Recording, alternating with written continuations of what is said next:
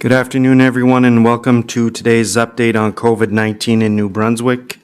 Speaking at this afternoon's briefing will be the following individuals: Dr. Jennifer Russell, Chief Medical Officer of Health; the Honorable Dominic Carty, Minister of Education and Early Childhood Development; and the Honorable Blaine Higgs, Premier of New Brunswick. Bonjour tout le monde et bienvenue à cette mise à jour sur le COVID-19 au Nouveau-Brunswick. Les personnes suivantes prendront la parole de la séance d'information de cet après-midi. Le Dr. Jennifer Russell, médecin hygiéniste en chef; le ministre de l'Éducation et du Développement de la Petite Enfance, l'Honorable Dominic Carty; et le Premier ministre du Nouveau-Brunswick, l'Honorable Blaine Higgs. Dr. Russell.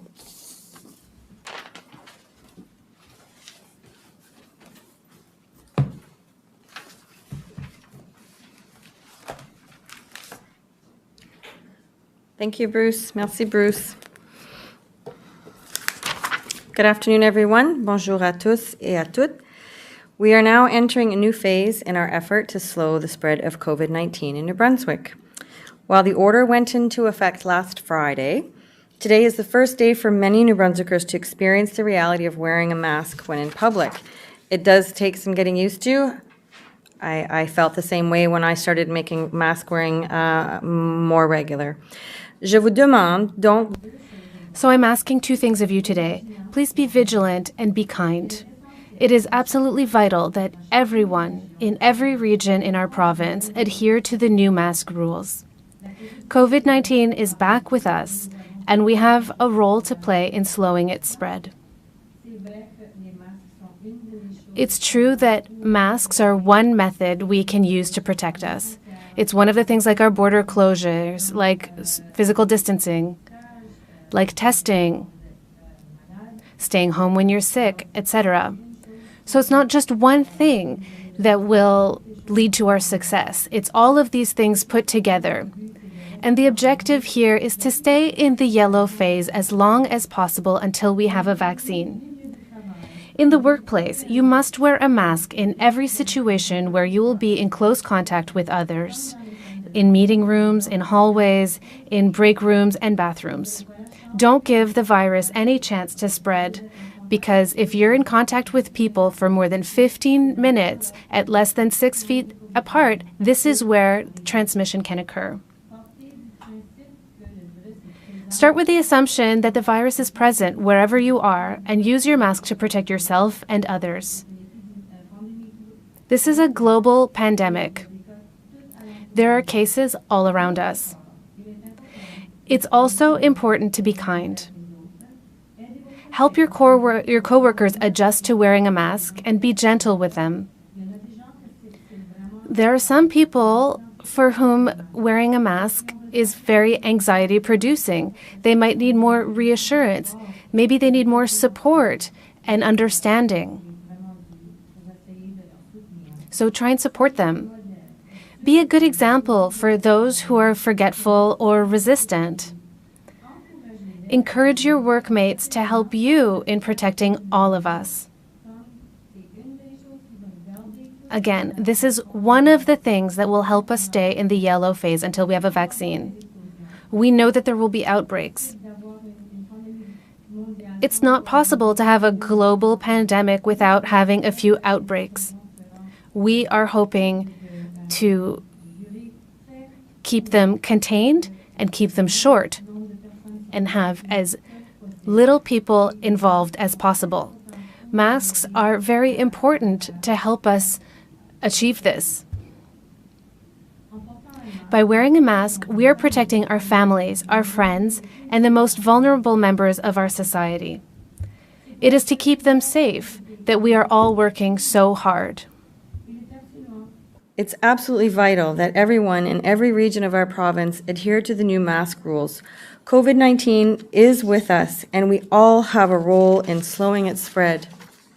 In the workplace, you must wear a mask in every situation where you will be in close contact with others, in meeting rooms, in corridors, in break rooms, and bathrooms. You really want to protect each other. 6 feet of distancing, you can be within that. If you are within that for 15 minutes without a mask, that is when the transmission of COVID occurs. We must wear our masks. Don't give the virus any chance to spread. It is a layered approach. We have our border measures, we have physical distancing, we have limiting our bubble numbers, we have hand washing, we have masks, we have testing, we have staying home when you're sick. All of these things together need to happen to protect all of us so that we can stay in the yellow phase as long as possible throughout the duration of the pandemic, if possible. And if we do have outbreaks, that they're short in duration and they have the least number of people impacted as possible. By wearing a mask, we are protecting our families, our friends, and the most vulnerable members of our society. It's to keep them safe, and we are all working so hard for this. We want to keep our economy going. We want to keep our schools open. We want to protect our mental health. And all of these things combined together will allow us to function in the yellow phase. And if we do have outbreaks, that we shorten the duration and get out of the orange phase as quickly as possible and not have to go into a red phase. Today, it is our vulnerable elderly population who are the focus of our efforts in our adult residential facilities, long-term care facilities, etc. J'annonce aujourd'hui une éclosion de Today, I'm declaring an outbreak of COVID-19 at Manoir La Sagesse, a 45-bed adult residential facility in Campbellton. We have confirmed one case in this establishment. Outbreak of COVID-19 at the Manoir de la Sagesse, a special care home in Campbellton. We have confirmed one case of COVID-19 at this facility. We're taking aggressive steps to limit the impact of this outbreak. We're doing mass testing as of this morning at the Manoir, so the residents and staff are all being tested today. And they will be tested on a regular basis, just like at the Manoir outbreak in the Moncton region. So every couple of days, we will continue to do that testing, and as cases are identified, their close contacts will be contacted and isolated. A provincial rapid outbreak management team, PROMT, is now at the Manoir de la Sagesse to focus our resources on limiting the scope of the outbreak. The PROMT team is working with facility staff, extramural, public health, regional health authorities, government departments, and regional services to respond to this challenge, just like all of the other outbreaks. Same kind of teams, same kind of response, and try to limit the spread and limit the impact on the community. As with the Manoir Notre Dame outbreak in Moncton, we're applying the lessons learned in the first wave of COVID-19 to effectively manage and limit the impact of this outbreak in an adult residential facility. By moving quickly, we can slow the spread of the virus among residents and staff while ensuring continued quality care and attention to those in need. J'annonce aujourd'hui qu'il Today, there are 6 new cases of COVID-19 in the province. These new cases are related to the local outbreaks in Zone 1 and 5. The new cases are as follows. 1 case in Zone 1 in Moncton affecting an individual aged 70 to 79. There are 5 new cases in Zone 5, which is Campbellton, Restigouche, which includes the case at Manoir La Sagesse, which I spoke of earlier. 1 individual under the age of 19, 1 individual aged 30 to 39, 1 individual aged 50 to 59, 2 individuals aged 60 to 69. There are now 5 individuals in hospital, one of whom currently requires intensive care. To date, there have been 284 reported cases of COVID-19 in New Brunswick, of which 82 are currently active. New cases of COVID-19 in the province, and these new cases are related to the local outbreaks in Zone 1 and Zone 5. The new cases are as follows. 1 case in Zone 1 in Moncton affecting an individual aged 70 to 79. There are 5 new cases in Zone 5, the Campbellton-Restigouche region, which includes the case at Le Manoir de la Sagesse, which I spoke of earlier. 1 individual under the age of 19, 1 individual aged 30 to 39, 1 individual aged 50 to 59, and 2 individuals aged 60 to 69. There are now 5 individuals in hospital, one of whom currently requires intensive care. To date, we have reported 284 cases of COVID-19 in New Brunswick, of which 82 are currently active. This latest outbreak at a senior's home is yet another stark reminder of the threat posed by COVID-19 and the ease with which it can spread, and the impact it can have on so many families and their loved ones. Again, with our contact tracing, everybody who is affiliated with any of the cases are contacted and would be self-isolating, and we will be watching them for 14 days to see if they develop symptoms, and we will be testing them. It illustrates how quickly the virus can move to new hosts and the absolute necessity of adhering to all the measures that will slow its spread. It may seem unnecessary to some to wear a mask when you're out of view of the public, and it will be tempting to ignore this rule in the stockroom, in the warehouse, in the meeting rooms, and with colleagues that you have known and worked with for years. It is really, really important that we take this very seriously. So we can't really afford to cut any corners or take any chances. I've told people in the past that, we're throwing everything, including the kitchen sink, at this, and we don't have a choice because we are a small province, and we really have to protect our human resources, and we really have to protect our hospital services, as well as protecting our mental health, because nobody wants to be in an isolation unnecessarily, and nobody wants to go into orange or yellow phases unnecessarily. Certaines personnes considèrent. It may seem unnecessary to some to wear a mask when they are out of the view of the public. It may be tempting to ignore this rule in the stock room, in warehouses, or in meetings with colleagues that you've known for years. But in our present situation, none of us, anywhere in New Brunswick, can afford to cut corners or take chances. We can't. We just can't. And the virus will move with them. Today, families have returned from Thanksgiving weekend celebrations from every corner of the province, and it is certainly possible that a colleague or close friend unknowingly has brought the COVID-19 virus with them. This can happen, so why take a chance? We really need everyone to wear your mask in every location where you may interact with people. This rule applies to all indoor spaces and regions in the yellow phase of recovery and to all indoor and outdoor spaces of zones 1 and 5, which are in the orange phase. And remember that wearing a mask is the most effective when done with the other measures. It's a layered approach. So we have to make sure we continue with hand washing, sneezing or coughing into your sleeve, cleaning commonly touched surfaces in your home, and so on, staying home when you're sick, getting tested, etc. It's important to wear your mask properly, make sure it's clean, and make sure you have it on you at all times. Je demande aussi. Another thing that everyone can do is to be honest, particularly for contact tracing.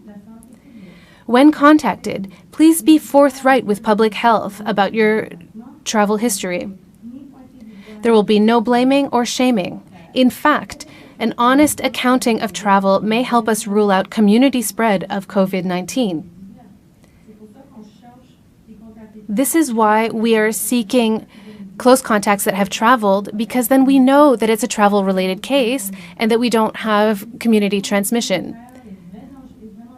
Community transmission is very dangerous because it means that we can't identify all of the contacts. And that's one of the triggers that would send us back into the red phase. We would need only 3 unlinked cases of community transmission within 6 days to go back into the red. So we need to know where contacts come from, especially if it's related to travel. Your honesty and your cooperation can help us avoid having to impose even stricter measures against COVID-19. So again, it is so important for everyone to be on the same page with regards to communication. We have press conferences and we share information on our website. There is so much information on our website. This is a credible source of information. I would like you to go to our sites to get information. If you have any questions, you can ask them over the phone or by email. We want to answer all of your questions. We want you to have up-to-date information. COVID-19 requires that we all work together. We can't leave this for others to do or assume that we are somehow exempt from the impact of the situation. And if we take COVID-19 for the serious threat that it is, we can slow its spread. We have been very successful up until now. We have had a unified approach. We have had the trust of the public and the cooperation of the public, and I am so proud of everything that we have been able to accomplish together. And we can reduce our case numbers over time. In this particular situation, we can protect the most vulnerable members of our society. And for them and for all of you, that our team at Public Health is working today. We are working so hard to make sure that we protect every person in this province, but we need your help to protect each other. Please work with us, and I know that we can get through this together. Un gros merci. Thank you. Thank you.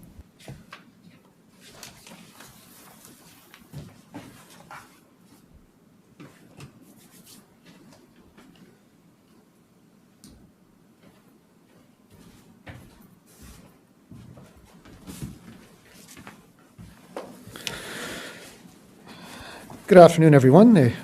Bon après-midi. Good afternoon and welcome. The difficult details first. Positive case of COVID-19 has been confirmed at Dalhousie Regional High School.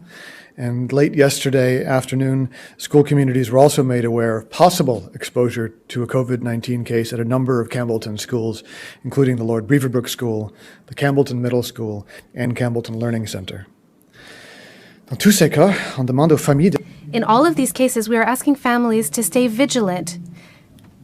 If there's anyone in your family or in your community who has symptoms, encourage them or go get a test. If you have been in close contact with someone who has COVID or who needs to isolate, you will be contacted by public health to help with contact tracing. Committed at the department and across government, working with Dr. Russell's team, to protecting the privacy of our students and staff. So one thing I'd ask all parents especially to remember is that no news is good news, that if you don't hear anything from public health, they do not have the time or resources as they engage in an aggressive program of contact tracing and all the other work they have to do to try and keep us safe and help us ride out the second wave of the pandemic, that they're not able to call every single family with every single update. So as the doctor was saying, please refer to these press conferences, to information available online to get reliable, accurate, and up-to-date information about the progress of COVID-19 in your province and in your community. Nothing else is going to give you that information. So in terms of learning at this time, we don't anticipate changes or any impacts at the Lord Beaverbrook School, at the Campbellton Middle School, or the Campbellton Learning Centre. But of course, if that changes, if we have confirmed cases, the folks in those school communities will be the first to know. Students at Dalhousie Regional High School are going to be learning from home today and tomorrow as contact tracing is carried out so that staff are able to implement their operational response plan. So anytime if we have staff members, because it's not just students, of course, we're concerned about in the school system, it's the staff and the rest of the professional team, and they are equally vulnerable to the illness and could easily be taken out of school as they wait to get tested and wait for their results, as others are having to go through that process now. So please be patient and calm there, but we will do our best to get back to regular learning at Dalhousie Regional High School as soon as possible too. So with all that said, look out for communications from public health. That can come through your school, come through the district, or might come from public health directly. We're going to continue again to provide you with as much information as possible. And I want to reiterate something because I'm continuing to see on social media and in the mainstream media misinformation, partial truths being shared that actively damage our province's response to COVID-19 and actively endanger the lives and safety of people in this province. So there's been a lot of illustrations comparing COVID-19 to a war against the virus. And one of the ones that I think is most appropriate there are some of those lines from past wars. We talked about loose lips sink ships and sharing information that gets out there that can actively undermine your own side's effort. That happens in this case. Every time a rumor starts on social media that then turns into an interview on the radio, that spreads misinformation, that takes time that Dr. Russell and her team and resources that Dr. Russell and her team need to fight COVID-19, and they have to spend that time fighting misinformation instead. So misinformation is a symptom of COVID-19, and all of us have a role in stamping it out. And that means listening to the information that comes through these news conferences, referring to the government website for accurate, up-to-date information, and not sharing information that you don't know for sure is real or true. Because every time that happens, it makes our province a little bit weaker. I would like to reinforce this. We need to focus on true information that comes from reliable sources. These press conferences, the words of Dr. Russell, the words of the Premier, the information that is posted on the different department websites, these are reliable sources of information. Turn to those to find out more. Each time Dr. Russell team has to fight against misinformation, we are taking them away from their most important job, which is fighting against COVID-19. So misinformation, in my opinion, is a symptom of COVID-19, and we need to fight it just as much as we have to fight the virus. Public health and our return to school plans developed in conjunction with public health and the health department. We're doing our best to minimize risk and maintain schools that are open and safe. On veut assurer que les écoles restent. We want to make sure that schools stay open and safe. These are our two goals. They are just as important as each other, and we are pushing them forward at the same time. Our plans to go back to class were developed for over 300 schools and were individualized for each school to match the conditions in each school. I care about the incredible collaboration between students and staff. And this is a moment for me in the middle of this difficult part of this fall to thank the students and the professional teams and all the teachers who worked to make our return to school in September relatively hassle-free. I know the incredible stresses teachers have been under and the work that's been asked of them above and beyond anything they could have signed up for when they started down this career path. But I know that their students and a grateful province will always remember the commitment they've shown and the sacrifices they've made, from early childhood centre operators opening back up in the teeth of the pandemic in March and April, to teachers taking their students back into school, to janitors keeping those schools clean. The work that's been done is incredible, and I'm very proud to be part of that team. But we know that when folks leave the classroom, it's been easy to slide into, say, a false comfort. That we've seen across Canada and around the world that COVID-19 in a classroom setting hasn't necessarily spread in the classroom.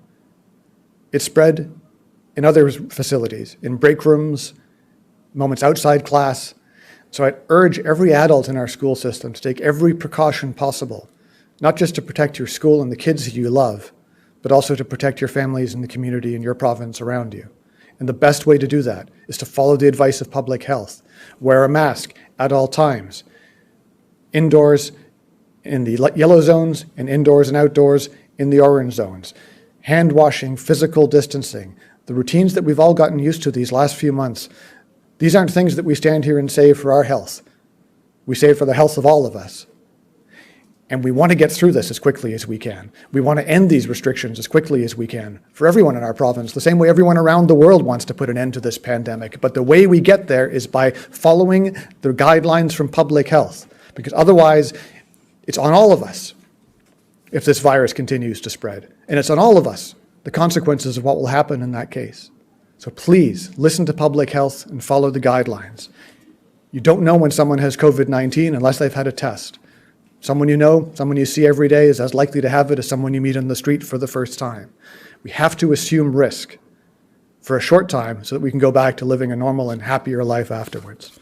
On a besoin d'être vigilant en les salles de classe et en dehors. On a besoin de faire tout qu'on. We must do everything we can to protect the health and security of our schools. There are about 120,000 New Brunswickers who walked through the doors of our schools every day.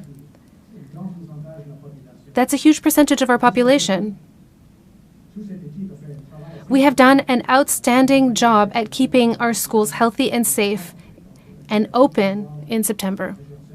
But as we saw in zones 1 and 5, the virus is very present, and we have to take immediate action to protect everyone. Wrap up, just want to say, for those folks who traveled into orange zones over the Thanksgiving weekend, please, when you leave the orange zones and go back to a yellow zone, wear your mask, bring extra masks to school. If you have students going to school, please make sure they're provided with them, and pay extra attention. Wash your hands even more, pay even more attention to social distancing, pay even more attention to how you cough or sneeze the next couple of weeks. And of course, there are the restrictions on participating in extracurricular activities and sports. Now, all this information is available online at the Department of Education and Early Childhood Development's website. So please have a look at that, and if you have any questions, don't hesitate to reach out to me. You can reach me at dominic.cardy@gmb.ca, and me or my team will get back to you with the information you need. So thank you to everyone who turned up at schools across New Brunswick this morning and took those extra precautions that we've been talking about. We've had great success battling this pandemic. Despite these recent eruptions, which we knew were going to happen, that from the outset, it was never a question of not having any cases of COVID-19, but of limiting their spread and pushing the virus back out. And it looks like we're on the right track, according to everything Dr. Russell is saying, but these next 2 weeks are going to be critical. Alors à tous et tous, s'il vous plaît. For the next 2 weeks, I ask all of you to take public health guidelines seriously. Just like you've taken Dr. Russell's advice seriously in the last 6 or 7 months, we can continue and do well in comparison to every other country in the world. We can continue to lead the pack, but it's up to us to decide what our future holds. Wear a mask, wash your hands, maintain physical distancing, and we will get through this pandemic, and we can be done with all of these restrictions and go back to a normal life as soon as possible.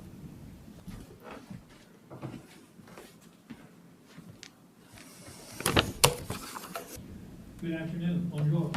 For many of us, this Thanksgiving was different and perhaps a lot quieter than usual. I hope everyone was still able to enjoy the long weekend but following the rules all the while and the rules of the particular health zone that you were in. I want to thank everyone who has been working hard and putting in long hours since these outbreaks have begun. From the workers in the impacted special care facilities to lab workers processing COVID-19 tests, from border enforcement staff to all the civil servants who have been working behind the scenes. Merci à tous les gens. Thank you to everyone who is doing their part since the start of these outbreaks.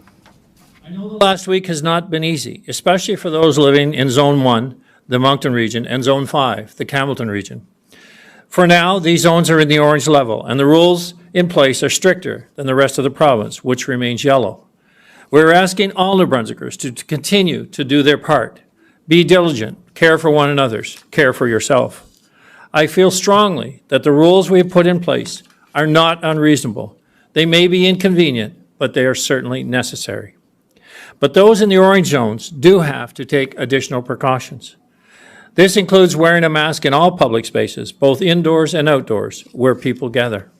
It means limiting contact to 2 household bubbles, which can extend to include caregivers and immediate family members. Dans les zones 1 et 5, In zones 1 and 5, gatherings outside must be limited to 10 people or less, and people must respect physical distancing. Religious services, weddings, and funerals that take place inside must also be limited to 10 people or less. No matter which zone we live in, all New Brunswickers must wear a mask in indoor public spaces. We have received many messages from New Brunswickers over the weekend, and I know that not everyone agrees with the rules that are in place. I hear these concerns, and I understand that some people feel the regulations are too restrictive. I also know that some people will take special efforts to avoid the rules or to maybe do things that are outside of the current public health recommendations.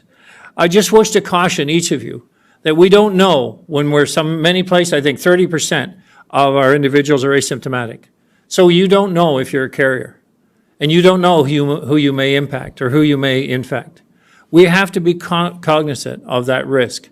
We have been successful thus far because everyone has participated in the success story. And in order for that to continue, we must all do our part and do it diligently. But regardless, our rules are not optional. They're in place so we can keep the pandemic manageable in our province, as we have been able to do thus far. We have seen how fast the virus can spread in a community, and we must take measures to slow the spread of this virus. Everyone must respect public health guidelines, as well as the emergency order. It's important that those of us living in the yellow zones follow the rules that apply to us. If we do not, it won't be long before more areas of the province have to move to orange as well. If you don't want to follow the rules for yourself, please do it for loved ones, friends, and neighbors. And find a reason to protect yourself as well. Do it to protect the people in your community who are most vulnerable. C'est le temps de penser aux It's time to think of other people. No one can change this situation alone. I know it is difficult right now, and I know that everyone is concerned. We are already seeing the benefits of your hard work.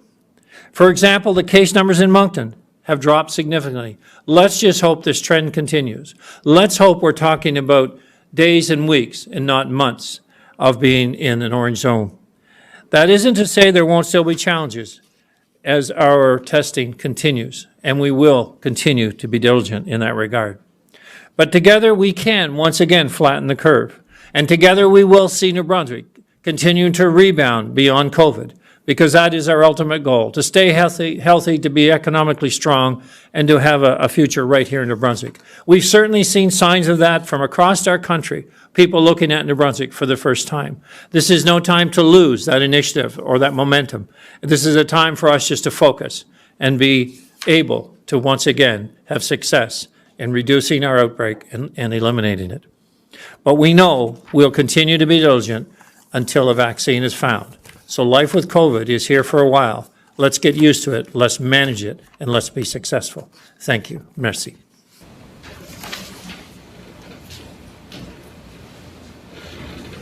Thank you all. Merci à toutes et à tous. Nous allons procéder aux questions des journalistes. Vous avez le droit de poser vos questions dans la langue de votre choix. Chaque journaliste peut poser rien qu'une question. We will now proceed with questions from the media. You have the right to pose your question in the language of your choice. Each reporter will only have one question. Jean-Philippe Hugues. Jean-Philippe Hugues, Radio-Canada. My question is for the Premier. For essential workers who can enter and leave the province without isolating, can you tell us if you're planning on changing these rules? Which workers are allowed to enter and leave without self-isolating? At this time, we're evaluating the extent of the essential worker travel. We said that last week in one of the press releases that we were basically auditing everyone that's moving and why. But I think it's important to recognize that we are following up to see not only why people are traveling, but the fact that they are following all protocols in their place of work. It's extremely important that we continue to do both. It's extremely important that we continue to have the ability to move around our province and to support the services required, to continue to have our economy move and be managed. But it's extremely important that people recognize whether they're in an orange zone or a yellow zone, they have to take extra precautions in every bit of their daily activity. And as was said here earlier today, that in some cases, the concern is that we let our guard down during the day, whether it be in a break, whether it be at noon, whether it be outside of the actual workplace, while we're still outside of maybe where we live. The importance is we can't let our guard down at any point during the day, whether it's in an essential workplace or whether it is traveling to and from. It has to be a diligent, planned exercise where we are following public health rules all day long. Monsieur, Tom Bateman, Telegraph Journal, Times and Transcript.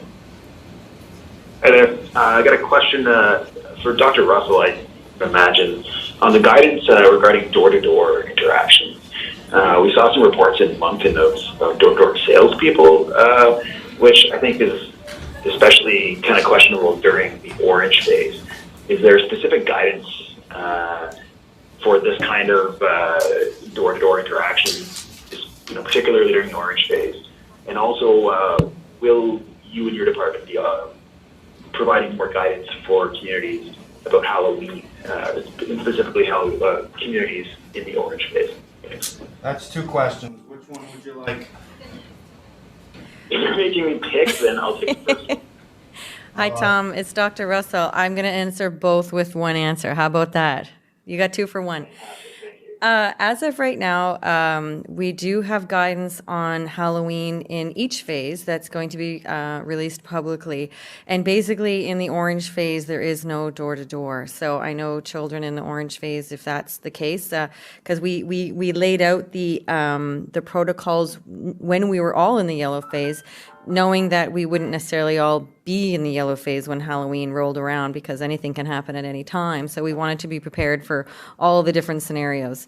So as of right now, if a zone is in the orange phase, then they would not be trick-or-treating. There would be other ways of celebrating Halloween. Is that helpful? So there's no restrictions on door-to-door. You have to keep your physical distancing. You have to wear your mask in all public spaces. And our guidance specifically on Halloween will be posted later today. Great. Okay. And if you're selling new phones or whatever from door to door, as long as you've got a plan and WorkSafe says it's okay, we're good. Consult WorkSafe, yes. Thank you, Mr. Bateman. Vicky Hogarth, CHCO, Charlotte County TV.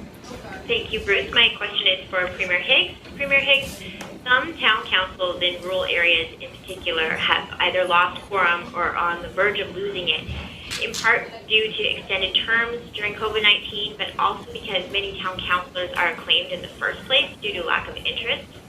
Have you thought about amalgamating local service districts with municipal government to ensure there are a healthy number of interested candidates before the May municipal elections? Yes, I think that in terms of local government and the exercise to attract candidates, I think now that the date is certainly official, that people know when to expect it, I think not knowing that was also a bit of an uncertainty. I commend those that have allowed their name to stand and continue to offer in public service during the length of time. I think generally people are understanding why, especially right now that we're moving to the spring date. And we would be looking for good representation, and I think all part of local governance and understanding what works is recognizing the challenges that many areas are having in finding candidates for representation. So one way or another, we have to find the ability to succeed in that regard, and I think it's all part of how we understand our local governance and move forward in kind of a different time and place. Thank you, Premier. Thank you, Ms. Hogarth. Andrew Watt, Telegraph Journal. Dr. Russell, can you talk to me a bit about the retirement home, please? I'd like to understand, do the residents have private rooms and private bathrooms, and why have you declared an outbreak after only one case?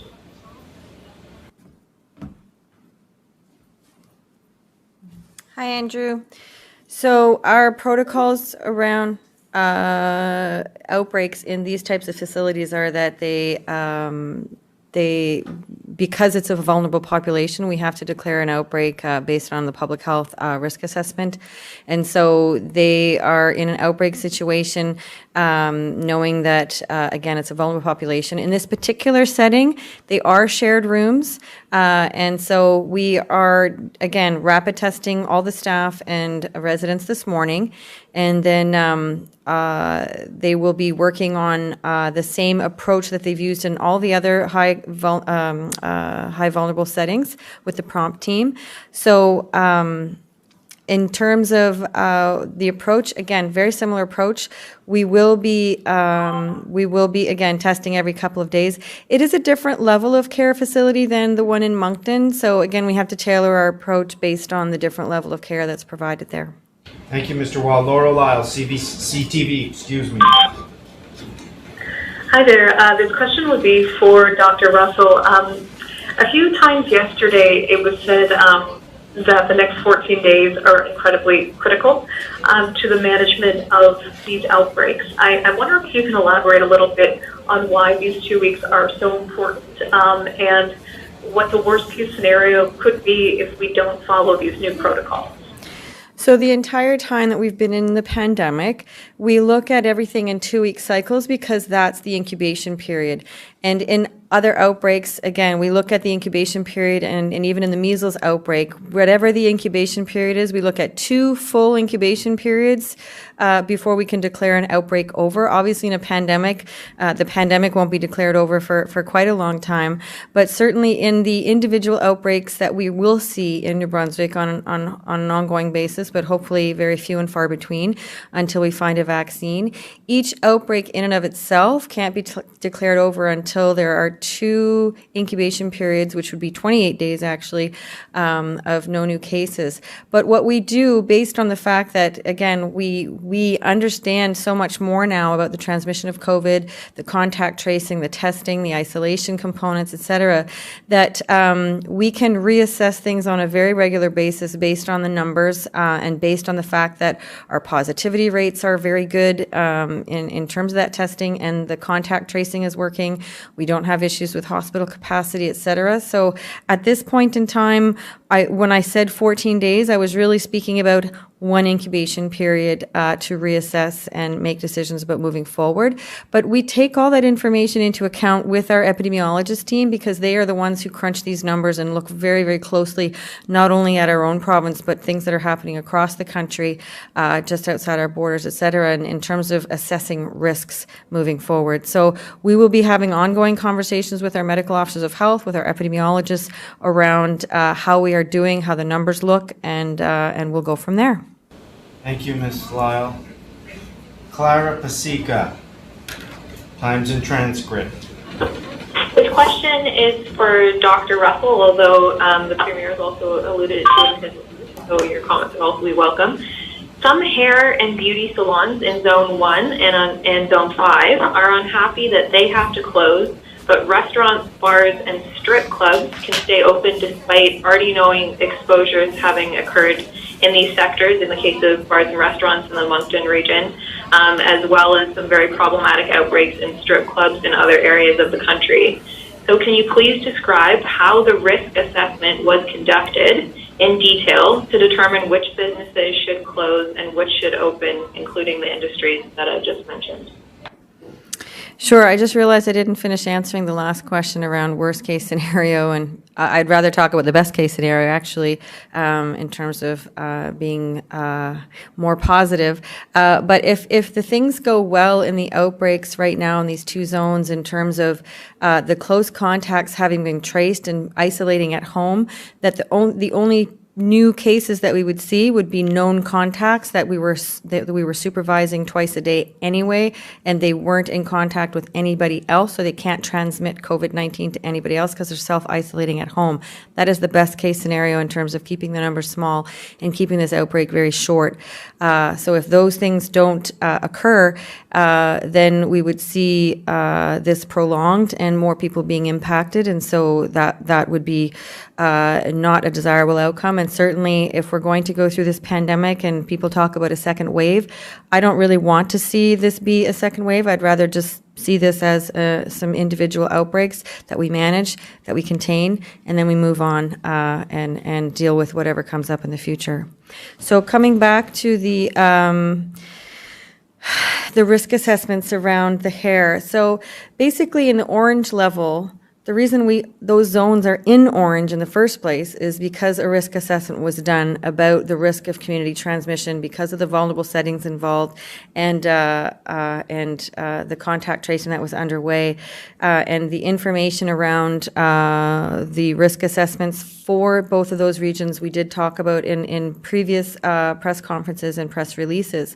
So the issue around the orange level is that until we are convinced that the outbreak is contained and that there is no community transmission, and we make sure that the contacts are traced and there is no continued ongoing transmission of COVID, we need to just make sure that everything that is in place are designed to decrease the risk of community transmission. So where restaurants and bars are really required to ensure that tables and patrons are seated 2 meters apart, and staff have only short interactions with patrons, and services are provided by hairstylists and salons require close contact for longer periods of time. So that's where the risk is higher, and I know that many owners of salons have done many extensive changes to their establishments to make them as safe as possible, and I trust that they are as safe as they possibly can be. But in the orange phase, again, there's just that much higher level risk of exposure for the virus. So again, I understand that these measures have a huge impact on individuals and business owners and society as a whole. So again, public health never takes this lightly. We only want to impose measures that are equal to the risk that we are trying to mitigate. So we assess that situation, and we want to make sure that the measures are appropriate for the epidemiology, for the numbers of cases, et cetera, and the patterns of transmission and the population. So public health is offering to meet with New Brunswick Registered Barbers Association and Cosmetology Association of New Brunswick and other stakeholders if they do want to have more information on bringing forward their operational plans for the orange phase. So we're open to that. We're open to having those discussions. And to our knowledge here in New Brunswick, we have not had any transmission of COVID-19 occurring in salons. Thank you, Ms. Pasica. Alexandre Boudreau. Alexandre Boudreau, Acadie Nouvelle. My question is for Dr. Russell. Do you know where the outbreaks in Zone 5 started? What kind of progress have you done on contact tracing? I almost didn't understand your question. I only heard Manoir Notre-Dame. Can you hear me now? I can hear you a little bit better. I'll try to speak slowly. So you tried to identify the origin of the outbreaks in zones 1 and 5. Can you tell us about the progress you've made with contact tracing? Specifically for both zones or in care homes? Mostly in the care homes, in Manoir Notre-Dame and the other. Well, what we can say is this. Contact tracing is going really well right now. It took a lot of work and all of our public health resources. We had to call upon public health nurses and other team members. They contacted all of the close contacts. They will continue to test residents and staff. They'll do it every 2 or 3 days in Manoir Notre-Dame and in the other adult care facility. They have just had a diagnosis. So first thing this morning, we tested all personnel and residents in Campbellton. Campbellton Tribune. This is for Dr. Russell. Campbellton Dalhousie MLA Guy Arsenault sent you a letter on Sunday, and amongst other things, he asked for the kind of widespread community testing Zone 5 had during the last outbreak, which were held in 2 rinks in Campbellton Dalhousie. Given the growing numbers, will we see this kind of widespread testing here again? Actually, no. And so I'll give you the same answer that I gave to Mr. Arsenault.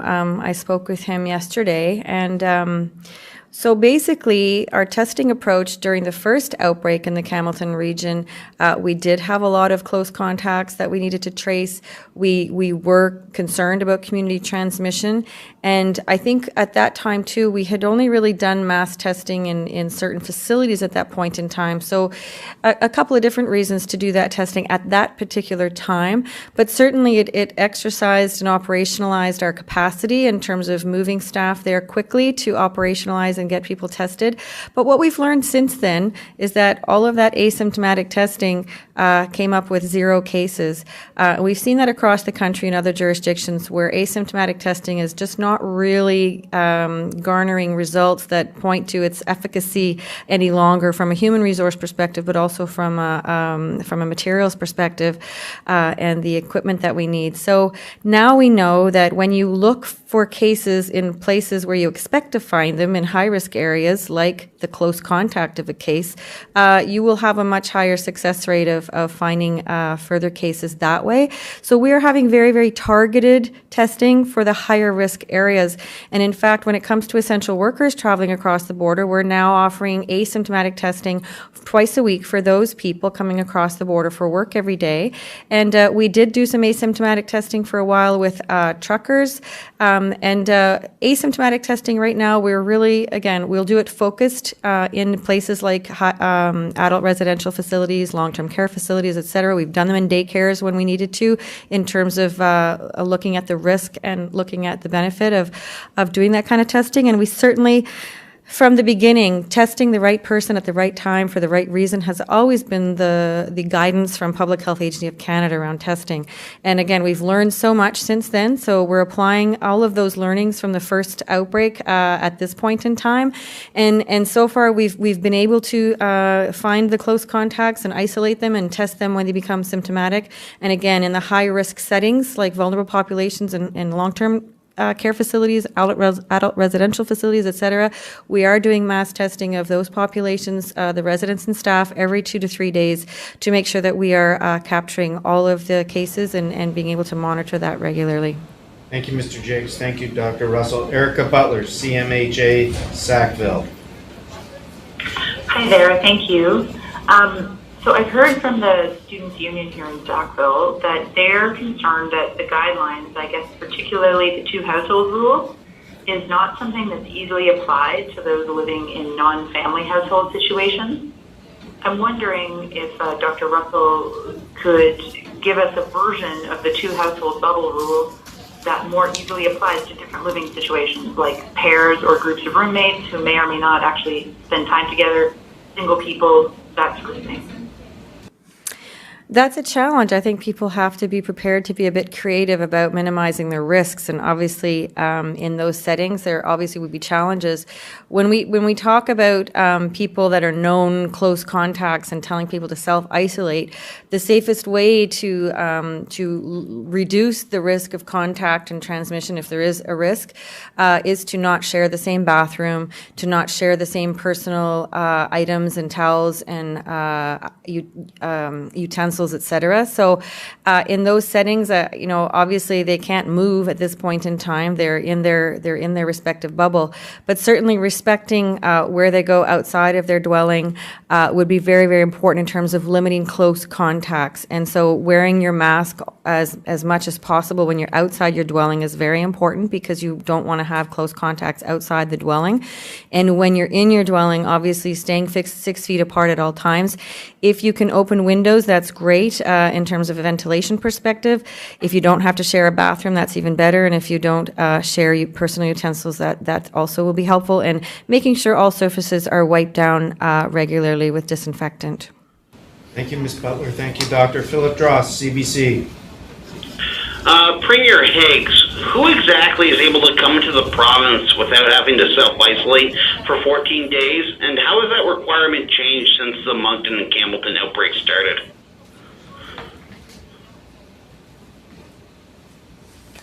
Well, certainly, currently, we would have healthcare workers that would be coming, let's say, working up in Edmundston, working in the Campbellton Hospital. We could have educators. We had students before that were coming from the Wet'suwet'en Nation. That's been closed at this point. But there's also economically, there'd be people coming through our province, going to Nova Scotia, going to PEI, or doing business here generally as part of the economic recovery here in the province. But in saying that, what our due diligence has is that we want to be sure that these essential workers actually are followed, are tracked, so see that they're following the protocols when they get to a destination. And if it's a case of working for a company or a contractor or this, WorkSafe are playing a role here and have from the very beginning in ensuring that the work practices are stringent, and certainly in the cases of zones that are in orange, they are more stringent. And the idea of our rules being followed are just being monitored very closely. A week ago or so, when we said we were going to make changes to our borders between Nova Scotia and PEI, it was to allow more resources and get to be able to monitor the borders between Quebec and New Brunswick, to understand the essential worker practice, and to follow in terms of business practices throughout the province, just to ensure that we have a higher level of adherence. Our previous numbers were in the let's say a high of 45% to a low of 15. We want to see that well up into the 85, 90, 95, and obviously we're targeting full compliance, but some of that's very difficult to monitor for sure. Thank you, Premier. Thank you, Mr. Dross. Nicolas Steinbach, Radio-Canada. Radio-Canada. The question is for Dominic Carty. I saw in the press release that Genville School was no longer in the press release today. Is that because it is no longer considered to be a potential exposure risk? What are the criteria also to close schools in an outbreak? Thank you, Nicolas, for your question. All of this has been laid out in the plan that's been in place for some months. It's connected to public health directives. If there is an exceptional case, for example, if we need to take specific action in a given school, we'll do it. But essentially, it's the same rules for any school in a health district. Laid out clearly in the plan that's been out there for months online, the ECD website. We will, of course, go above and beyond that if directed by public health, if that's necessary and required. But that's all these standards have been out for some time, and our goal is to keep our schools open. And our goal is to keep our schools open in the face of the pandemic. Notre but est toujours de... Our goal is to make sure that schools can continue to operate. We want to educate our children despite COVID-19. Of course, we put the students and staff's health above all else, but we would like to stay open. You can find the information on our website. All of the criteria for closing schools is available on the website and has been for some time. Dr. Russell has always also talked about it. Nothing has changed. Thank you. Janeville? And what about Janeville? Sorry, Nicola. So Janeville was a potential case. We never heard back. So if there's no confirmed case, we take this school off the list. Being discussed yesterday as a potential case. We're not talking about that today, which again, no news is good news. So anytime that we've got bad news, we'll share it here. Thank you. Merci beaucoup, Monsieur Steinbeck. Thank you, Minister. Northern Light. Thank you. It might be repeating yourself there, but for Minister Carty, can you just elaborate on the situation at Janeville Elementary School, and if you could clarify the number of individuals who were advised about the possible exposure of the virus, if they were staff or students? No, we can't do that because we have privacy rules. If there is a case confirmed in a school community, the school community will be informed. That's how this goes based on the laws that we have to make sure that we don't spread misinformation from our side. On a besoin de préserver l'intégrité. We must protect the privacy of students and staff. It's not possible to discuss the number of incidents in a school. If there are cases, confirmed cases, of course we will tell the community school, but the school community, but only for confirmed cases. We didn't talk about this school today. It's possible we'll talk about schools today that won't be talked about tomorrow. The situations change, but we will tell you all of the bad news as necessary.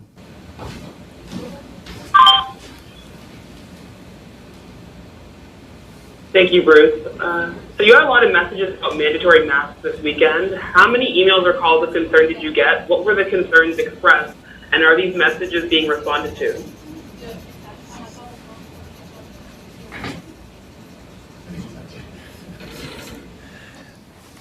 I don't have the particular number, but yes, we had, and I referenced, we had a number of questions, a number of concerns about masking, and what was the requirement, and because we have varying opinions. But I think the reward is far outweighs the inconvenience of wearing masks. I mean that's why we've gone this route. Certainly, our colleagues in the bubble are in the same position in Nova Scotia and PEI. They will be responded to. We are going to be setting up kind of a line. We have it already on our website. We have a 1-800 number to call, and we have a response line that answers questions, and if we get individual letters and such. So many of the questions will come that will be repeated, but they will receive a response. Thank you, Ms. Mathieu Roy-Como. Mathieu Roy-Como, Acadie Nouvelle. Hello, my question is for Minister Carty. You recently met with Fredericton's Black Lives Matter group. They wanted to include more Black history in school curriculums. I would like to know how that meeting went and if you plan on bringing changes to the curriculum. Thank you for the question.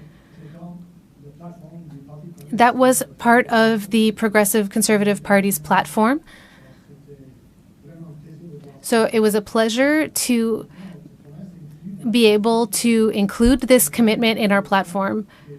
Before the election, I spoke with the St. John Black Lives Matters group. So recently I spoke to the Fredericton group, and we will talk about the curriculum as fast as possible.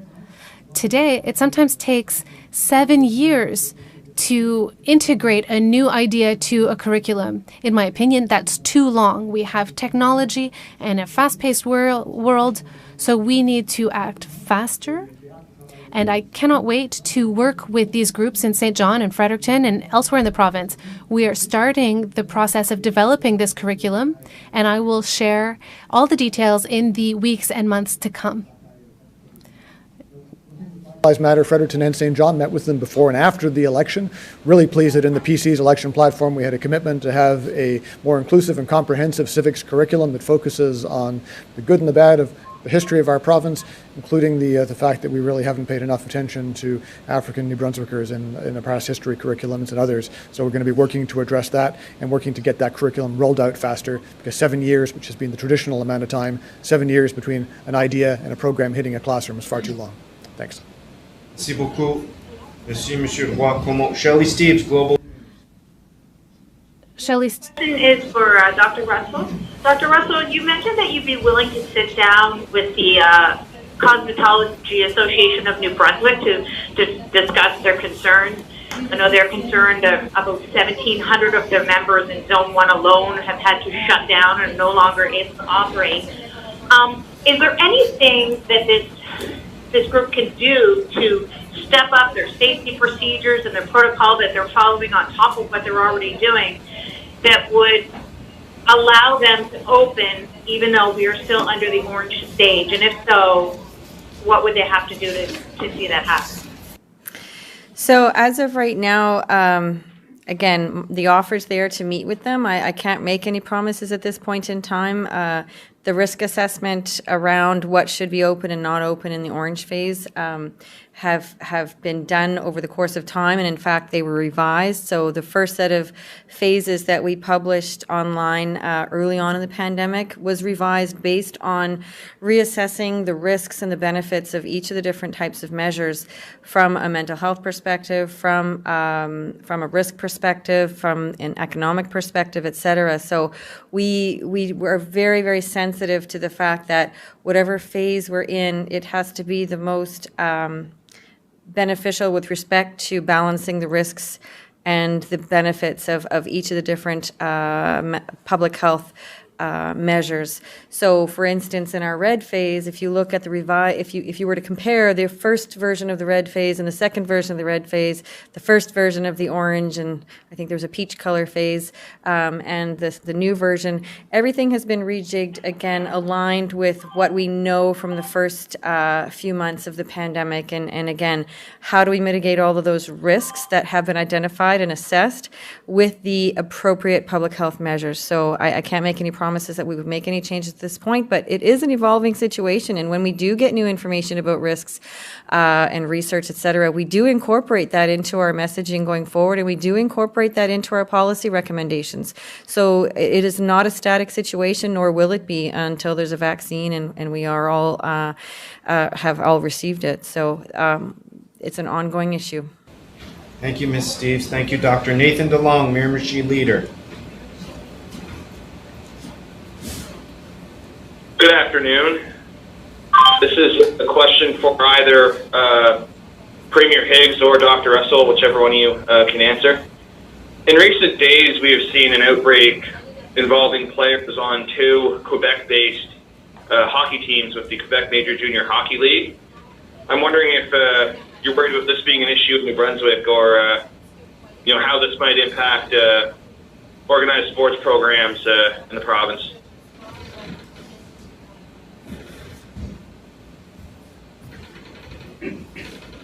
The most up-to-date information I have right now, I think there were discussions that took place yesterday with one of the hockey leagues, and I was not aware of the cases, but we can definitely look into that further, and we can address that in terms of any further risks.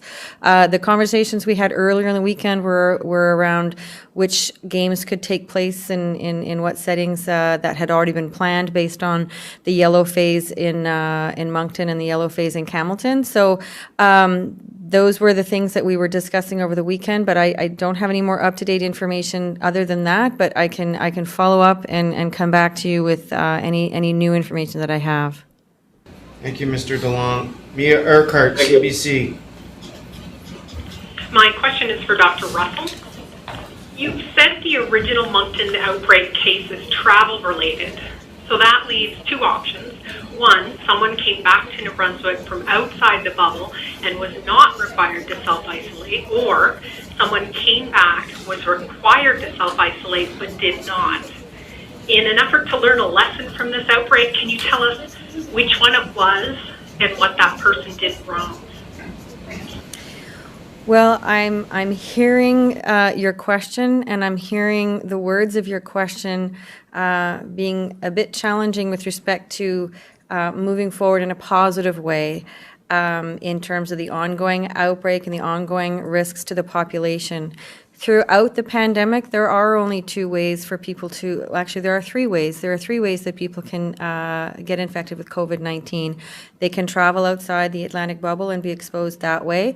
And when they come back, they can even be self-isolating, but not necessarily be self-isolating completely appropriately. And sometimes people need a lot of support to self-isolate properly. And so I think we cannot really point fingers. I think we just have to know that each and every person in New Brunswick can be infected from either a close contact that they are aware has traveled or not, because again, it can be a household member of somebody who traveled and or even somebody who had an exemption. There are many different combinations and permutations here, including community transmission. So if somebody traveled somewhere where there was community transmission, or if there developed, if we did eventually have community transmission in New Brunswick, that can also happen. So moving forward, the only lesson to learn is that we have to be vigilant whether there are cases in New Brunswick or not. We have to behave like COVID-19 is here and will always be here until the pandemic is over and we all have a vaccine. So, and in the meantime, we have to be kind, we have to follow the public health directions, and we have to support one another. Again, there are challenges that are faced by each and every individual in this province that are different based on where they are at.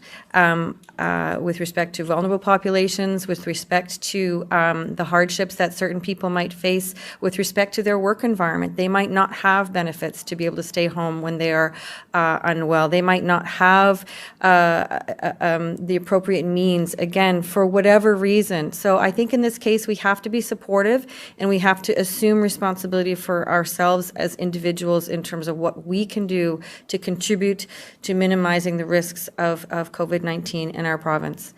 Thank you, Ms. Urquhart. Michelle Corriveau, Radio-Canada. Michelle Corriveau, Radio-Canada. Thank you, Bruce. My question is for the Premier.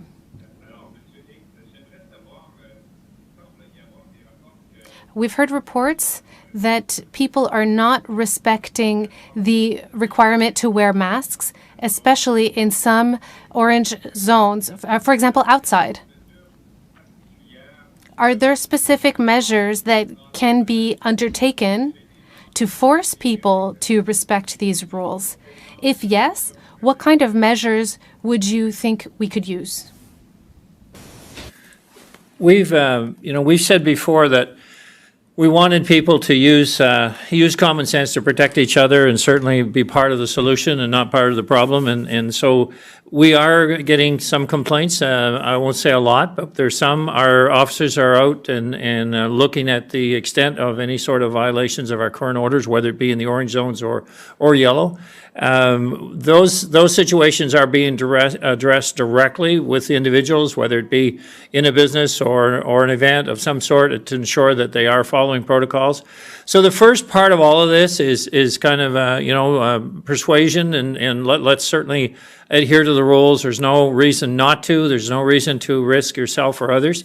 There is, as you know, in the Emergency Measures Act, there is the ability for fines and enforcement. We know that we cannot catch everyone, and I would like to think that people won't feel any certain amount of success if they haven't been caught directly, because having a success that's not really a success in the real terms, and we end up with infecting people, isn't what we're expecting from individuals in our province. We've had, tremendous response and adherence thus far.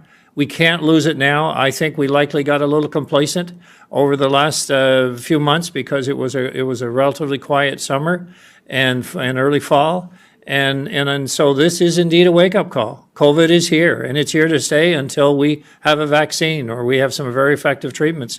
And at this point, anyone who thinks that they are getting away with something by not following the rules is only hurting themselves and their friends and neighbors and those that could be closest to them. But we will be watching, we will be encouraging, and we will be enforcing if indeed it comes to that. I'm hopeful it won't. Merci beaucoup, Monsieur Corriveau. Eilish Boning. Thanks, Bruce. Mr. Higgs, to kind of continue off of that, what sort of enforcement will we be seeing then? Are we talking, you mentioned fines, jail time, that sort of thing. Are those options for us? And if so, when will we see those be implemented? Well, I think right now we've had a case where in our Emergency Measures Act, and it's been there for some time, that there is an enforcement mechanism that has been utilized in terms of fines. We're certainly enforcing, turning people around and putting them back on a plane or not allowing them to be here unless there's a particular reason through essential travel or services or living here. The idea is that the mechanisms are there. And I think they are laid out, and we have implemented some fines over the past 6-7 months.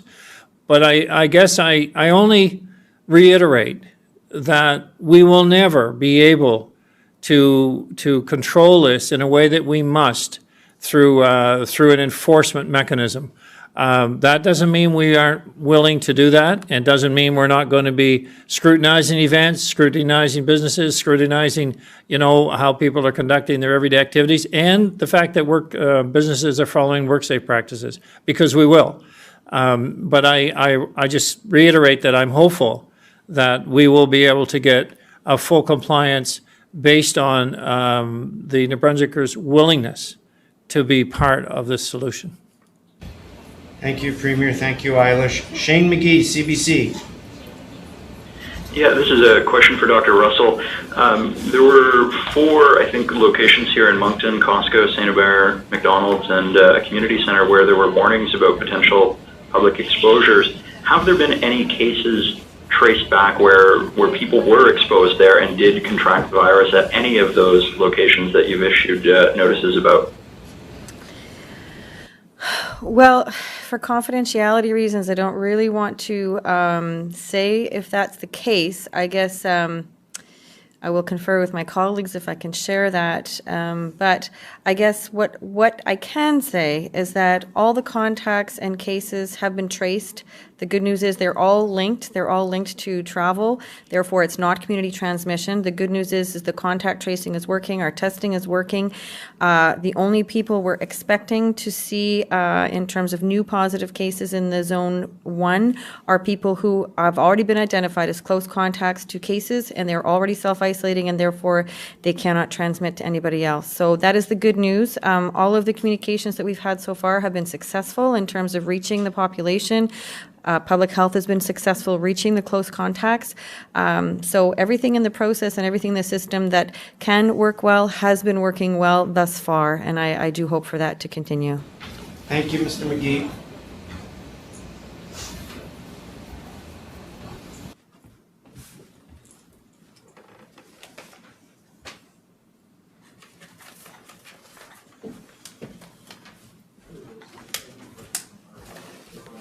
That concludes today's update. Merci beaucoup. Cela conclut les séances d'aujourd'hui. Thank you very much.